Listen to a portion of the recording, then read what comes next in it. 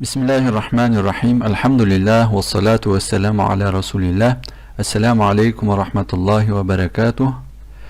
Құрметті тыңдарман қауым, біздің сайтқа жиі келіп түсетін сұрақтардың бірі, әжетхана мен қол жуғыш бірге орналасқан жерде дәрет алуға бола ма деген сұрақ.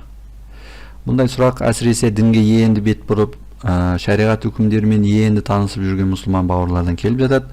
Бұл сұрақтың сұралуы да орынды, себебі әжетханада Алланы зікір етпеу керек, сөйлемеу керек деп жатамыз. Енді олай болған жағдайда дәреттің басында бисмилланы айту қалай болмақ? Немесе арасында арнайы дұғалары бар, соларды айту мұстахаб, ұнамды амал деп жатамыз, соларды қайтпек керек деген сияқты. Негізі аталмыш сұрақтың төркіні осындай түсінікте жатыр. Бұған жауап ретінде айтарымыз, әжетхана мен қол жуғыш бірге орналасқан жерде дәрет алуға болады. Қазіргі таңда өздеріңіз білесіздер, көп қалалы үйлерде екеуі бір жерде орналасқан. Ондай жерде дәрет алудың еш ағаттығы жоқ. Ал енді дәрет алар алдында айтылатын бисмилланы қалай айтамыз? Ол іштей ойша айтылады. Сондай-ақ әр ағза жуылғанда арнайы дұғаларды айтқысы келген кісілерде ондай дұғаларды қалай айтады? Іштей айтады екен.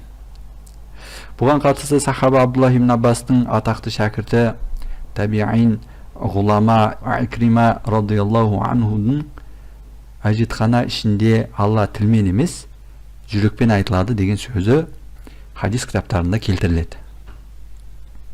Осы орайда еске сала кетелік, әжетханаға кірерде бисмиллахи аллахумма инни ағузу бика минал хубси уал хабайс деп айтуды да ұмытпаған жөн. Өйткені ол жер бәріңізге белгілі болғандай жын шайтандардың орналасқан жері саналады әжетхана.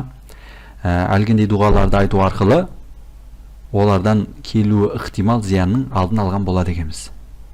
Және бисмилля деу арқылы арада бейне бір перде пайда болатындығын пайғамбарымыз саллаллаху алейхи вассалам сахих хадистерінде айтып өткен. Осылайша олардың сұғынан сақтанған болады екенбіз. Ал енді мүлдем бисмилля айтпай алынған дәрет қалай болады? Ол дұрыс па? Әрине бисмиллясыз алынған дәрет дұрыс, өйткені бисмилля айтудың үкімі сүннет болып табылады. Оны айтпаса да дәрет дұрыс саналады. Ниетте дәл солай. Кей кісілер сұрап жатады, ниет етуді ұмытып кетіппін, дәрет немесе ғұсыл дұрыс бола ма деген сияқты. Ниет ету дәреттің шарттарынан емес, ғұсылдың да шарттарынан емес. Ниетсіз алынған дәрет немесе ниетсіз алынған ғұсыл саналады. Алла тағала жасаған мінәжат құлшылықтарыңызды қабыл етсін. Ва ахиру дауана анилхамдулиллахи роббил аламин.